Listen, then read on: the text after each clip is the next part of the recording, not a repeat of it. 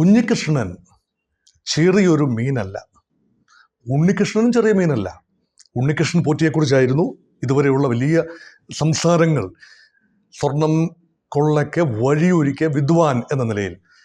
പക്ഷേ ഇത് ഉണ്ണികൃഷ്ണനല്ല, Kunhikrishnan communist party of India മാർക്സിസ്റ്റിൻ്റെ ജില്ലാ കമ്മിറ്റി അംഗമായ കുഞ്ഞികൃഷ്ണൻ മുൻ ഏരിയ സെക്രട്ടറി കൂടിയാണ്. അപ്പോൾ വിസിൽ ബ്ലോവർമാർ എന്നൊരു പ്രയോഗമുണ്ട്. കാരണം എവിടെയെങ്കിലും അഴിമതി നടക്കുമ്പോൾ, അക്രമം നടക്കുമ്പോൾ, അരുതാത്തത് കാണുമ്പോൾ വിസിലൂതുന്ന ഒരു നല്ല കമ്മ്യൂണിസ്റ്റുകാരൻ എന്ന നിലയിലാണോ ഇപ്പോൾ കുഞ്ഞികൃഷ്ണൻ്റെ ചില വെളിപ്പെടുത്തലുകൾ TI മധുസൂദൻ എന്ന പയ്യന്നൂർ MLA-ക്കെതിരെ നടത്തിയ ചില വെളിപ്പെടുത്തലുകൾ? ഈ വെളിപ്പെടുത്തലുകൾ ഇപ്പോൾ വന്ന വെളിപ്പെടുത്തലൊന്നുമല്ല. എത്രയോ കാലമായി പാർട്ടി വേദികളിൽ സംസാരിച്ച് മനം മടുത്ത് ഇപ്പോഴിതാ ശ്രീ കുഞ്ഞികൃഷ്ണൻ മാധ്യമങ്ങളുടെ മുന്നിൽ വന്ന് പറയുകയാണ്, പാർട്ടി ഫണ്ടുകളിൽ വ്യാപകമായ തിരിമറിയാണ് കണ്ണൂർ ജില്ലയിൽ നടക്കുന്നത്, പ്രത്യേകിച്ച് പയ്യന്നൂർ മേഖലയിൽ നടക്കുന്നത്. പയ്യന്നൂർ നിയമസഭാ മണ്ഡലം നമുക്കറിയാം, CPM-ന്റെ ശക്തി കേന്ദ്രമാണ്. അവിടെ പയ്യന്നൂർ CPM അല്ലാതെ വേറെ ഒരു കക്ഷിക്കും ജയിച്ചു വരാനാവില്ല. കഴിഞ്ഞ തവണ 2021 നിയമസഭാ തെരഞ്ഞെടുപ്പിൽ 49,000-ൽ പരം വോട്ടിനാണ് ആദ്യം തെരഞ്ഞെടുപ്പിനെ നേരിടുന്ന TI മധുസൂദനൻ ജയിച്ചു വരുന്നത്. അത് കാര്യമാണ്. ഇപ്പോഴാണെങ്കിലും നിലവിൽ ആരെ അവിടെ നിർത്തിയാലും CPM-ന്റെ ആൾ ജയിച്ചു വരും. അവിടെ യാതൊരു അട്ടിമറിയും പ്രതീക്ഷിക്കുന്നില്ല. പക്ഷേ ഇതിൻ്റെ ഈ പ്രഭാവം 3 ഫണ്ടുകൾ, പാർട്ടി ഫണ്ട്, അതെല്ലാം MLA ആകുന്നതിന് മുൻപ് തന്നെ ജില്ലാ കമ്മിറ്റി അംഗം എന്ന നിലയിൽ പയ്യന്നൂർ പ്രദേശത്തെ ഒരു സജീവ സാന്നിധ്യമായിരുന്ന TI മധുസൂദൻ്റെ നേതൃത്വത്തിൽ നടത്തിയ പിരിവുകളാണ്. ഈ 3 പിരിവുകളെക്കുറിച്ചും ആ പിരിച്ചെടുത്ത പണം പോയ വഴികളെക്കുറിച്ചും ചില തുറന്ന പറച്ചിലുകളാണ് ശ്രീ കുഞ്ഞികൃഷ്ണൻ നടത്തിയത്. അതിൽ ഒന്ന്, ഒരു രക്തസാക്ഷി 2015 രക്തസാക്ഷിയായ ധനരാജ് എന്നയാളുടെ പേരിൽ ഒരു സ്മാരകമുണ്ടാക്കാനായി പിരിച്ച തുകയാണ്. ആ തുകയുടെ സിംഹഭാഗവും ഇപ്പോൾ കാണാനില്ല. അത് വേണ്ട രീതിയിൽ വരവ് വെച്ചിട്ടില്ല. അതിന് 1 കോടിയിൽ പരം രൂപയാണ്. അതിൻ്റെ വിനിയോഗവുമായി ബന്ധപ്പെട്ട് കടുത്ത എതിർപ്പാണ് യഥാർത്ഥത്തിൽ പാർട്ടിക്കുള്ളിൽ ഉണ്ടായത്. പാർട്ടിക്കുള്ളിൽ ഇപ്പോഴത്തെ മുഖ്യമന്ത്രി പിണറായി വിജയനോടും മുൻ പാർട്ടി സെക്രട്ടറി കോടിയേരി ബാലകൃഷ്ണനോടും അതുപോലെ ഇപ്പോഴത്തെ പാർട്ടി സെക്രട്ടറി MV ഗോവിന്ദനോടും ഒക്കെ തന്നെ ഈ കാര്യം പറഞ്ഞതാണ്. പാർട്ടി ഫണ്ടിൽ വലിയ അഴിമതി നടക്കുന്നു, രക്തസാക്ഷി ഫണ്ടാണ്, ഇത് വലിയ കുഴപ്പമാണ്. പിന്നെ ഏരിയ കമ്മിറ്റിയുടെ ഒരു ബിൽഡിംഗ് പണിയാനായി സ്വരൂപിച്ച പണം 75 ലക്ഷത്തോളം രൂപ, അതിൻ്റെ പലിശ ഇനത്തിൽ ഇപ്പോൾ നാളിതുവരെ 85 ലക്ഷത്തോളം രൂപ വരും. 1.5 കോടി രൂപയാണ്. അതുമായി ബന്ധപ്പെട്ട കാര്യങ്ങളിൽ കണക്കുമില്ല, കാര്യവുമില്ല, ഒരിടത്തും അവതരിപ്പിച്ചിട്ടുമില്ല. അതും പരാതിയുടെ രൂപത്തിൽ നിൽക്കുകയാണ്. 3-ാമത്തേത് അതിനേക്കാൾ ഗൗരവമാണ്. രസീത് കുറ്റികൾ തോന്നിയ പോലെ അടിക്കുകയാണ്. 8 രസീത് കുറ്റികൾ, 25 രസീതുകൾ വീതമുള്ള, 25 കൗണ്ടർ ഫോയിൽ വീതമുള്ള 8 കുറ്റികൾ. അപ്പോൾ 200-ഓളം രസീത് കുറ്റികൾ.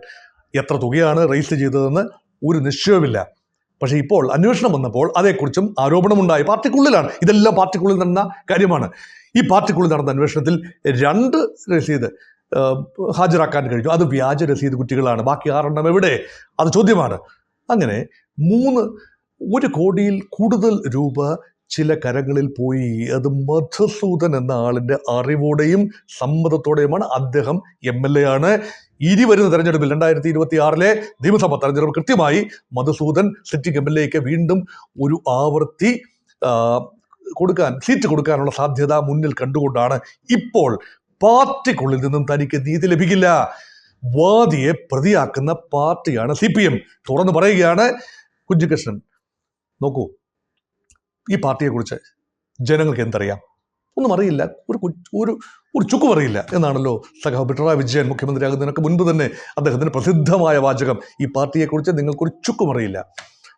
തങ്ങൾക്ക് സ്വന്തമായി ഭരണഘടനയുണ്ട്, നല്ലതാണ്. കോൺഗ്രസിനുമുണ്ട്, എല്ലാ പാർട്ടികൾക്കുമുണ്ട് ഭരണഘടന, നല്ലതാണ്.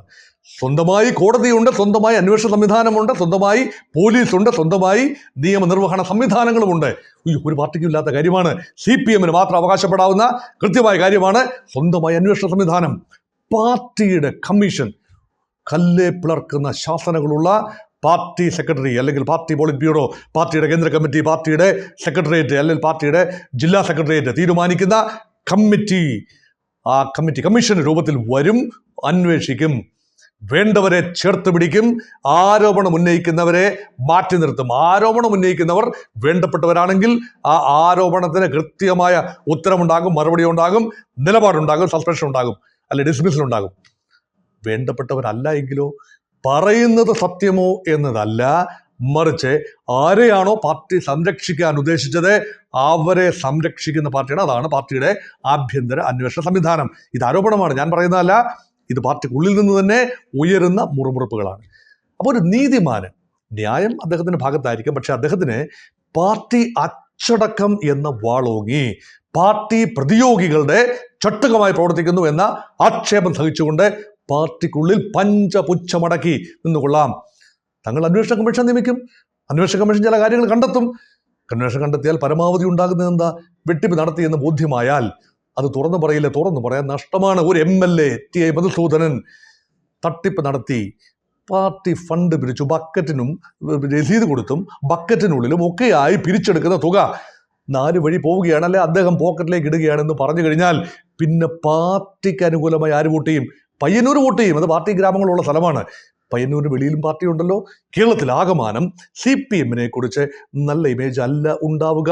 ഓൾറെഡി നിലവിലുള്ള ആരോപണങ്ങൾ, ആവശ്യത്തിലധികം ആരോപണങ്ങളുണ്ട്. ശബരിമല സ്വർണ്ണക്കൊള്ള ഉൾപ്പെടെയുള്ള ആളുകളിൽ CPM-ന്റെ ഉന്നത നേതാക്കൾ നടത്തിയതായി ആരോപിക്കപ്പെടുന്ന കാര്യങ്ങളിൽ ജനം രണ്ട് മനസ്സാണത്. അവരെ സംബന്ധിച്ചിടത്തോളം കൃത്യമായ നിഗമനങ്ങൾ എത്താനുള്ള സമയമാണ്. ഇവിടെ പാർട്ടിക്ക് തുറന്നു പറയാനാവില്ല. ഒരു MLA അഴിമതിക്ക് കൂട്ടുനിന്നു എന്ന് പറയാനാവില്ല. ആ MLA വീണ്ടും മത്സരിപ്പിക്കാതിരിക്കാനെങ്കിലും ആവുമല്ലോ. അതിനുവേണ്ടിയുള്ള ശ്രമങ്ങളാവാം ഒരുപക്ഷെ പയ്യന്നൂരിൽ നടക്കുന്നത്. രണ്ടുപേരെയും തൽക്കാലത്തേക്ക് ശാസ്ത്രം നൽകി ജില്ലാ കമ്മിറ്റിയിൽ ഉണ്ടായിരുന്ന MLA ഏരിയ കമ്മിറ്റിയിലേക്ക് തരം താഴ്ത്തി. ഏരിയ കമ്മിറ്റിയുടെ സെക്രട്ടറി ആയിരുന്ന ഈ വിസിൽ ബ്ലോവറായ കുഞ്ഞികൃഷ്ണനെ തൽക്കാലത്തേക്ക് സസ്പെൻഡ് ചെയ്ത് 8 മാസം വെളിയിൽ നിന്നു. അദ്ദേഹത്തെ തിരിച്ചെടുത്തു, ജില്ലാ കമ്മിറ്റിയിൽ എത്തിച്ചു. ഇവിടെ എല്ലാം ഭദ്രം എന്ന് ചിന്തിക്കുന്ന സമയത്താണ് വീണ്ടും ആരോപണം വരുന്നത്. ഇത് കേരള രാഷ്ട്രീയത്തെ എങ്ങനെ ബാധിക്കും? കഴിഞ്ഞ ദിവസം ഈ ആരോപണം പുറത്തു വന്നപ്പോൾ, ഇത് 2022 തന്നെ മലയാള മനോരമ പത്രം പുറത്തു കൊണ്ടുവന്ന ഒരു വിഷയമാണ്. 2017 മുതൽ കത്തി നിൽക്കുകയും പാർട്ടി വേദികൾ കത്തി നിൽക്കുകയും പൊതുജന സമക്ഷം 2022 എത്തുകയും ചെയ്ത വിഷയം ഇപ്പോഴാണ് വ്യാപകമായി കേരളം ആസകലം സംസാരിച്ചു തുടങ്ങിയത് എന്നതുകൊണ്ടാണ് ഇപ്പോൾ ഇത് തെരഞ്ഞെടുപ്പ് അടുത്ത് നിൽക്കുന്ന സമയത്ത് CPM-ന്റെ വിശ്വാസ്യത, സാമ്പത്തിക കാര്യങ്ങളിലുള്ള സുതാര്യത, പാർട്ടി ഗ്രാമങ്ങൾ ഉൾപ്പെടെയുള്ള ഇടങ്ങളിൽ നടക്കുന്ന തീവെട്ട് കൊള്ള മുതലായ കാര്യങ്ങളെക്കുറിച്ച് കൂടുതൽ അറിവും ബോധ്യവും ജനങ്ങൾക്കുണ്ടായാൽ പാർട്ടിയെ അവിശ്വസിക്കുന്ന ഒരു വിഭാഗമുണ്ടാകും. അത് പാർട്ടിക്കുള്ളിൽ നിന്ന് തന്നെ ചില തിരുത്തലിന് സ്വരങ്ങളുണ്ടാകും. കാരണം CPM എന്ന പാർട്ടി, കമ്മ്യൂണിസ്റ്റ് പ്രസ്ഥാനങ്ങൾ കേരളത്തിന് ആവശ്യമാണ്. വ്യത്യസ്തമായ ചിന്തയുള്ള സോഷ്യലിസ്റ്റ് കാര്യങ്ങൾ ഉയർത്തിപ്പിടിക്കുന്ന, കേരളത്തിൻ്റെ സമഗ്രമായ സാമൂഹിക നവോത്ഥാനത്തിന് വഴിതെളിച്ച പുരോഗമന പ്രസ്ഥാനങ്ങൾ കേരളത്തിൽ ഉണ്ടാകണമെന്ന് വിശ്വസിക്കുന്ന ഒരാളാണ്. BJP ഉണ്ടാകണം, കോൺഗ്രസും ഉണ്ടാകണം, കമ്മ്യൂണിസ്റ്റ് കക്ഷികളും ഉണ്ടാകണം എന്ന് വിശ്വസിക്കുന്ന ഒരാളാണ് ഞാൻ. പക്ഷേ കമ്മ്യൂണിസ്റ്റ് പാർട്ടി ക്ലെയിം ചെയ്യുന്നത് പോലെയുള്ള സുതാര്യത പാർട്ടിയിൽ ഉണ്ടോ?